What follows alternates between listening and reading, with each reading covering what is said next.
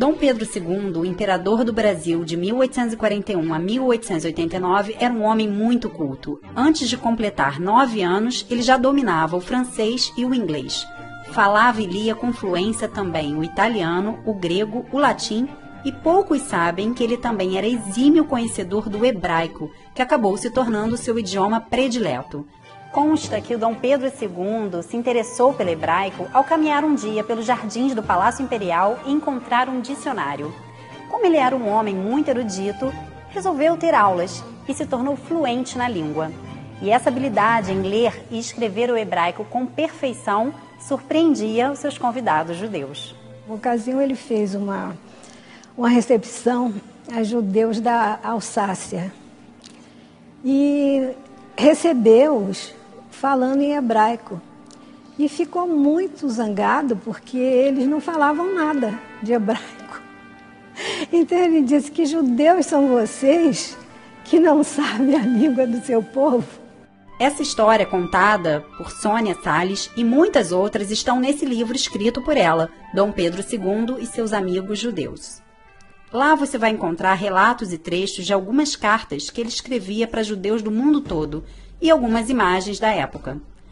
Nessa foto, por exemplo, está o último professor de hebraico do imperador, o Dr. Christian Seibold, que acabou se tornando um amigo pessoal.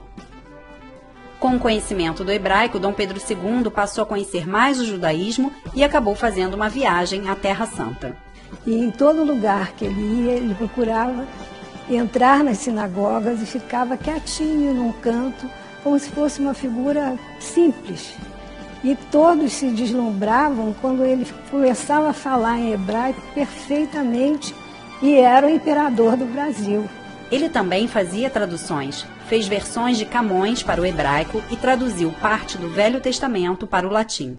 Na época do Império, por conta da Inquisição, era proibido cultos não católicos no Brasil.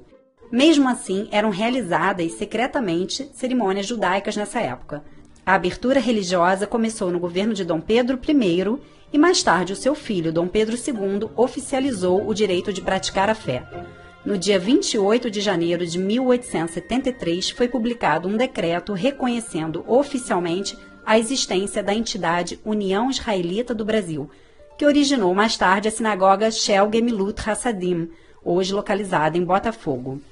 Quando faleceu, o imperador recebeu várias homenagens, uma delas de um rabino francês.